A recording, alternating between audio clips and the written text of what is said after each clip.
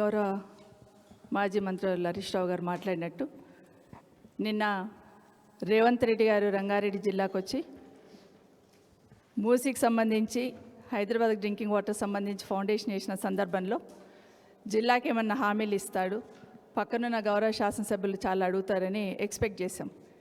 ఎందుకంటే జిల్లాకు వచ్చినప్పుడు ముఖ్యమంత్రులు వచ్చినప్పుడు గతంలో చేసినవన్నీ బేరీజ్ వేసుకొని ఇంకా ఎక్కువ చేసే ప్రయత్నం చేస్తూ ఉంటారు. కానీ గౌరవ ముఖ్యమంత్రి రేవంత్ రెడ్డి గారు ఎప్పుడు ఏ జిల్లాకు పోయినా కేసీఆర్ గారు కుటుంబం గురించి మాట్లాడకుండా అదేవిధంగా జిల్లా నాయకులు కొంతమంది గురించి మాట్లాడుతూ ఉంటారు. ఒక్కొక్కసారి ఆయన ముఖ్యమంత్రి గారు ఆయన స్థాయిని ఆయన మర్చిపోతున్నాడేమో, నేను ముఖ్యమంత్రి అనే ఆలోచన మర్చిపోయి రేపు రాను కింది స్థాయి కార్పొరేటర్ గురించి మాట్లాడినా కూడా ఆశ్చర్యపోని పరిస్థితి ఈరోజు రాష్ట్రంలో కనిపిస్తూ ఉంటుంది. నేను మాట్లాడుతున్న సందర్భంలో రంగారెడ్డి జిల్లాకి బీఆర్ఎస్ పార్టీ హయాంలో ప్రభుత్వ హయాంలో చాలా అన్యాయం జరిగిందన్నట్టు మాట్లాడున్నారు. ఇప్పుడే హరీష్ రావు గారు చెప్పినట్టు ఈ మల్లన్న సాగర్ నుండి వచ్చిన నీళ్ళు అవునా కాదనే మాత్రం ఎవరు ఆ ప్రభుత్వంలో ఉన్నట్టు మాట్లాడడానికి ముందుకు రారు. మేమే కడుతున్నామని చెప్తున్న విషయం కూడా వాస్తవమే. సరే, ఈరోజు ముఖ్యమంత్రి గారు వికారాబాద్ జిల్లా మీద వికారాబాద్, పరిగి, తాండూర్, చేవెళ్ళ అని చెప్తూ ఒక్కొక్క నియోజకవర్గం పేరు చెప్పుకుంటూ అక్కడేదో చాలా తీరని అన్యాయం చేశారు కేసీఆర్ గారు అనే లెవెల్లో మాట్లాడారు. నిజంగానే వికారాబాద్ జిల్లాని ఈరోజు ఉచ్చరిస్తున్నామంటే కొన్ని దశాబ్దాలుగా వికారాబాద్ జిల్లా కావాలని ఆ ప్రాంతం వాళ్ళు అడుగుతూ ఉంటే ఎవరు కూడా వాళ్ళ కోరిక నెరవేర్చిన సందర్భంలో కేసీఆర్ గారు వికారాబాద్ జిల్లా అనేది ఏర్పాటు చేస్తున్నారు. ఈరోజు వికారాబాద్ జిల్లా నుండి ముఖ్యమంత్రి గారు వాళ్ళ నియోజకవర్గం కూడా ఆ జిల్లాలోనే ఉంది. 2 సంవత్సరాలు అవుతుంది వికారాబాద్ జిల్లాకు స్పెషల్గా ₹1 ఇచ్చున్నారా ముఖ్యమంత్రి గారు అంటే ఆ మాట మాట్లాడారు. ఎంతసేపు కేసీఆర్ గారిని తీసుకొని బూచిగా చూపించి మాట్లాడతారే తప్పిస్తే తను చేయాల్సిన బాధ్యతను విస్మరిస్తున్నారు అనేది వాస్తవం. ఈరోజు ఎంతసేపు కాళేశ్వరం గురించే మాట్లాడుతున్నారు. కాళేశ్వరం గురించి కాళేశ్వరం నీళ్ళని ప్రాణహిత చేవేళ అక్కడ తీసుకొస్తామన్నాము. పరిగి సస్యశ్యామలం చేద్దాం అనుకున్నాం, తాండూరు సస్యశ్యామలం చేద్దాం అనుకున్నాం, వికారాబాద్ అనుకున్నాం. ఇవన్నీ మాట్లాడుతున్న సందర్భంలో నిజంగానే మీకు అంత చిత్తశుద్ధి ఉంటే ఇప్పుడు మాట్లాడుతున్నట్టు హరీష్ రావు గారు చెప్పినట్టు పాలమూరు రంగారెడ్డికి సంబంధించిన ప్రాజెక్టు 80% పూర్తయింది కదా, కాల్వలు మాత్రమే దొవ్వాలి కదా, ఎందుకు దాని మీద దృష్టి పెట్టట్లేదు ముఖ్యమంత్రి గారు అని అడుగుతా ఉన్నాను. మాటల్లో కాదు చేతల్లో చిత్తశుద్ధి చూపించాలి. మాటకు ముందు నేను మహబూబ్ నగర్ బిడ్డనని చెప్తూ ఉంటారు. మరి చెప్తున్న సందర్భంలో ఆ ప్రాంతంలో వికారాబాద్ జిల్లాలో పరిగి, వికారాబాద్, తాండూరులో సాగునీరు కావాలి కదా, మరి కొంచెమే పని ఉంది, ఆ పని చేయాలనే ధ్యాస ఎందుకు రావట్లేదు? నిజంగా నా ప్రాంతం సస్యశ్యామలం చేయాలంటే ముందు పాలమూరు రంగారెడ్డి గురించి మాట్లాడకుండా కాళేశ్వరంలో మళ్ళీ తమ్మిడిహెట్టి దగ్గర నేను ప్రాజెక్ట్ మొదలుపెట్టి తీసుకొస్తాను మాట మాట్లాడుతున్నారు. ముందు పాలమూరు రంగారెడ్డి పూర్తి చేసి మీ చిత్తశుద్ధి నిరూపించుకోండి అని కోరుతా ఉన్నాను. 2వ అంశం, అదే ప్రాంతంలో చేవెళ్ళ, రాజేంద్ర నగర్ పక్కనే ఉంటుంది. చేవెళ్ళ ప్రాంతంలో మోయినాబాదు, శంషాబాద్ సంబంధించి 111 జీవో వల్ల ఇబ్బంది అవుతుందని ఆ ప్రాంతం వాళ్ళు కోరినప్పుడు కేసీఆర్ గారు ఆ ప్రాంతం సమస్యలను అర్థం చేసుకొని 111 జీవో తీసేయాలని చెప్పి ఒక జీవో ఇవ్వడం జరిగింది. జీవో ఇంప్లిమెంటేషన్ చేస్తున్న సందర్భంలో ఎన్నికలు వచ్చాయి. మరి ఆ ప్రాంతంలో అభివృద్ధిని కాంక్షిస్తున్నారు కదా, ఆ ప్రాంతం శాసనసభ్యులు మీతో నడుచున్నారు కదా, ఇప్పుడు మరి ఎందుకు 111 జీవో గురించి ఒక్క మాట కూడా మాట్లాడకుండా దాన్ని ఇంప్లిమెంట్ చేయాలనే ఆలోచన కూడా చేయకుండా ఈరోజు దాన్ని కూడా పక్కన పెట్టిన సందర్భం ఒకసారి గుర్తు చేస్తూ ఉన్నాను. ఈరోజు పక్కనే స్థానిక శాసనసభ్యులు కావచ్చు, పక్కన శాసనసభ్యులు అందరూ కూడా ఈరోజు ఆ ప్రాంతంలో ఉన్నవాళ్ళు ఒక్కటి మాత్రం మా సోదరులను కూడా అడుగుతూ ఉన్నాను. మీ ముఖ్యమంత్రి గారు పక్కన ఉన్నారు, అభివృద్ధి కోసమే మేము అడుగులు వేసినాం అక్కడని చెప్తున్నారు. ఈరోజు రాయదుర్గం నుండి మెట్రో శంషాబాద్ నుండి కందుకూరు వరకు కేసీఆర్ గారు శాంక్షన్ ఇచ్చారు కదా, మరి ఏం లోపం ఉందని దాన్ని క్యాన్సిల్ చేస్తున్నారు? ఎందుకు అడగట్లేరు మీరు? దానివల్ల మన రంగారెడ్డి జిల్లాకి కానీ, మన మహేశ్వరంకి కానీ, శంషాబాద్కి, రాజేంద్ర నగర్ కానీ లాభమా నష్టమా? ఎందుకు ఆలోచన చేయట్లేదు? ఒక పెద్ద ఆలోచనతో కేసీఆర్ గారు మెట్రో పొడిగించాలనుకున్నారు కదా, మాటకు ముందు రాజశేఖర రెడ్డి గారు అన్నారు కదా, అదే రాజశేఖర రెడ్డి గారు రింగ్ రోడ్ స్టార్ట్ చేస్తున్నప్పుడు ట్రైన్ కోసమని అక్కడ ప్లేస్ కూడా వదిలిపెట్టిన సందర్భం గుర్తు లేదా అని మిమ్మల్ని ఈ సందర్భంగా అడుగుతా ఉన్నాను. ఇప్పటికైనా కేసీఆర్ గారు మొదలుపెట్టారు కాబట్టి మెట్రో క్యాన్సిల్ చేయాలనుకుంటున్నారు తప్పిస్తే ఆ ప్రాంత ప్రజలకు అవసరం పడుతుంది, ఆ ప్రాంతం అభివృద్ధికి దోహదపడుతుందన్న ఆలోచన ఎందుకు ఈ ప్రభుత్వం చేయట్లేదు అనేది అక్కడున్న సోదరులు ఆలోచించాలి, ముఖ్యమంత్రి గారు కూడా ఆలోచించాలి. ఇంకొక మాట చెప్పారు నిన్న, మేమేదో పార్టీ మారినప్పుడు ఏదో అభివృద్ధికి ఆటంకం కలిగినప్పుడు నోరు మూసుకున్నాం అన్నట్టు మాట్లాడి ఉన్నారు.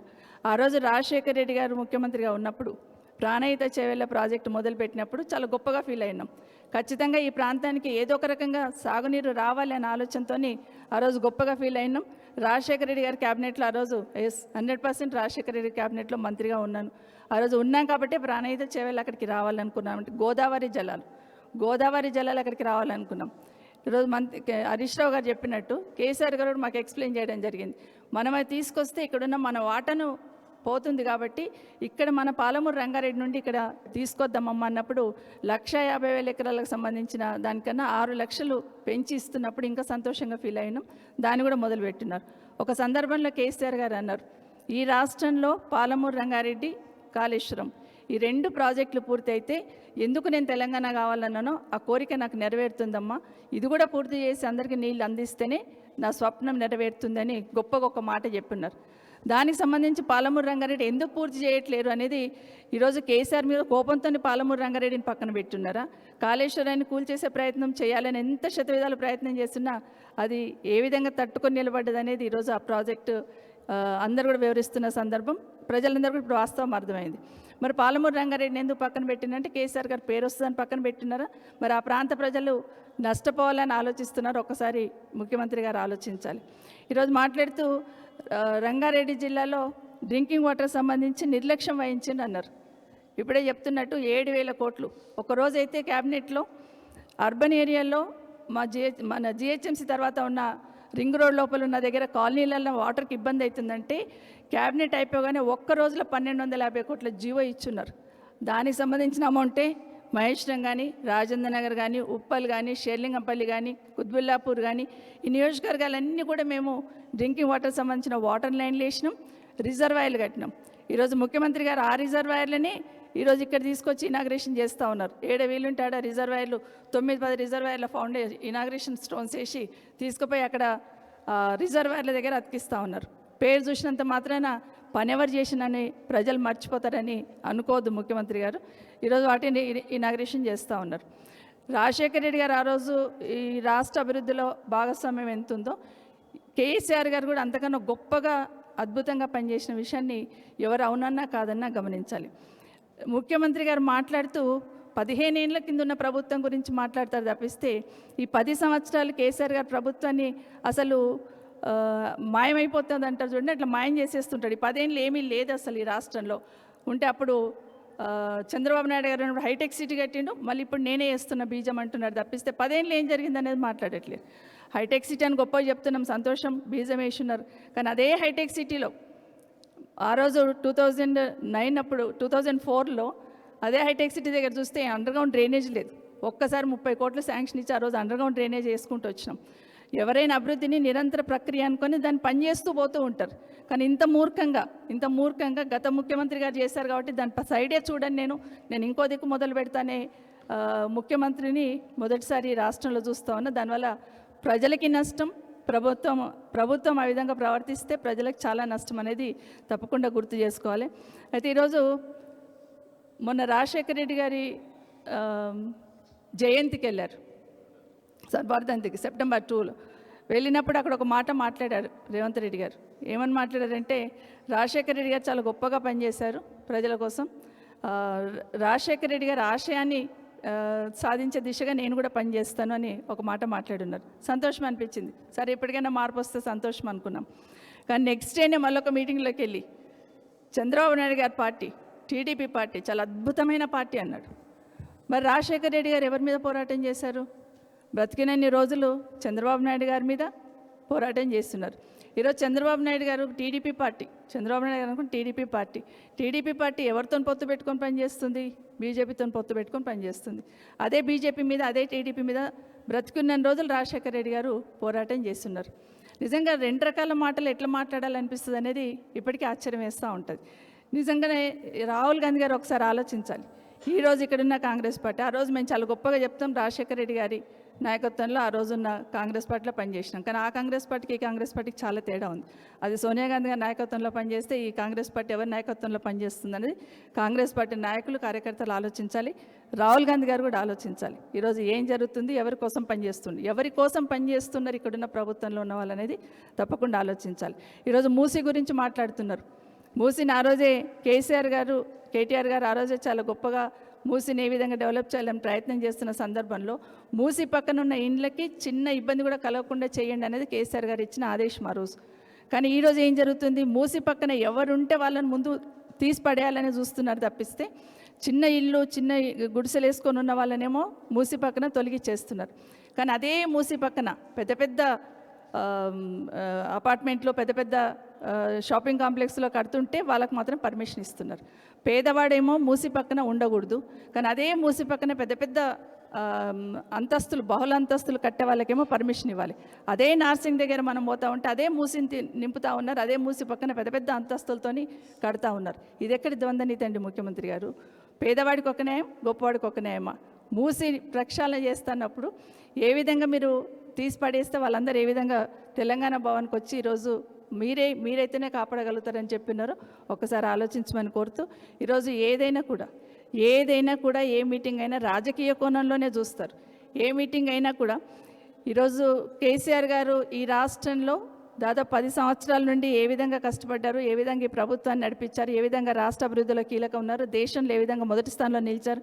ఈరోజు రంగారెడ్డి జిల్లా దేశంలోనే జీడిపి మొదటి స్థానంలో నిలబడ్డదంటే దాని వెనకాల కేసీఆర్ గారి కృషి కాదా? ఈరోజు ఇదే రంగారెడ్డి జిల్లాలో ఎన్ని ఐటీ కంపెనీలు వచ్చినాయి, ఇదే రంగారెడ్డి జిల్లాలో పెద్ద పెద్ద కంపెనీలు వచ్చిన తర్వాత ఏ విధంగా అభివృద్ధి చెందింది, ఈరోజు మీరు వచ్చిన తర్వాత మీ పుణ్యమని ఏ విధంగా మొత్తం రంగారెడ్డి జిల్లాలో అభివృద్ధి అంతా కుంటుపడింది అనేది ఒకసారి ఆత్మవిమర్శన చేసుకోవాలి. ఏం జరుగుతుంది రాష్ట్రంలో? ఈరోజు యూరియా కోసం దేవుడాన్ని ఏడుస్తూ ఉన్నారు ప్రజలందరూ. దాని గురించి ధ్యాస ఉండదు. ఎంతసేపు కేసీఆర్ని విమర్శించడమే తప్పిస్తే ఏ మూలకు పోయినా కూడా ఎక్కడ పోయినా కూడా గంటలు నిలబడి యూరియా కోసం ఏడుస్తున్నారు. ఈరోజు ఆడబిడ్డల్ని కూడా యూరియా లైన్లలో నిలబెట్టేసి పాలిస్తున్న తల్లి కూడా అక్కడికి వచ్చి బిడ్డ పాలించుకుంటూ యూరియా లైన్లో నిలబడ్డదంటే తల వంచుకోవాలి, ఏం జరుగుతుందని బేరీజ్ వేసుకోవాలి తప్పిస్తే అక్కడ కూడా రాజకీయాలు మాట్లాడుతున్నారు. నిజంగా ఈరోజు ఆడబిడ్డలు కూడా 40 సంవత్సరాలు నిండిన వాళ్ళు కూడా గేట్లెక్కి దుంకుతున్నారు యూరియా కోసం అంటే అది మీ వల్లే సాధ్యమైంది. ఈవెన్ సినిమాలలో కూడా చూపించారేమో ఆడబిడ్డల్ని గేట్లకి దుంకేది, అది రేవంత్ రెడ్డి వల్లనే సాధ్యమైంది. నిజంగా వాళ్ళ ఆరాటం వాళ్ళ బాధ చూస్తూ ఉంటే అసలు కాంపౌండ్ వాళ్ళు ఇరిగిపోతుందో లేదో చూస్తలేరు. బిడ్డలు ఏడుస్తూ ఉంటే అక్కడే కూర్చొని పాలిస్తున్నారు. ఆడబిడ్డలు అక్కడే జుట్టు పట్టుకొని కొట్టుకునే స్థాయికి ఎందుకు వచ్చింది? ఏం కర్మ? ఈరోజు చెప్పుతోని కొట్టుకుంటున్నారు ఆడబిడ్డలు. ఏం కర్మ? ఒక్క యూరియా బస్తా కోసమా? ఇది మీ వైఫల్యం కాదా?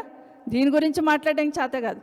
కానీ కేసీఆర్ మీద నింద వేసి కేసీఆర్ని ఏ విధంగా ఇబ్బంది పెట్టాలనే ప్రయత్నమే చేస్తున్నావు తప్పిస్తే రాష్ట్రంలో ప్రజలు ఎట్టుపోతుందని చూడట్లేదు ఈ ప్రభుత్వం. ఇప్పటికైనా తెలంగాణ రాష్ట్ర ప్రజలన్నీ కూడా గమనిస్తూ ఉన్నారు. ఇప్పటికైనా మార్చుకొని ఏదైనా కార్యక్రమం చేస్తున్నప్పుడు ప్రజల అభివృద్ధిని ధ్యేయంగా, రాష్ట్రం అభివృద్ధి ధ్యేయంగా పనిచేయాలి తప్పిస్తే అబద్ధాలతోనే అధికారంలోకి వచ్చిన అబద్ధాలతోనే ప్రభుత్వాన్ని నడిపిస్తూ ఉండాలంటే ప్రజలు తప్పకుండా గమనిస్తున్నారండి ముఖ్యమంత్రి.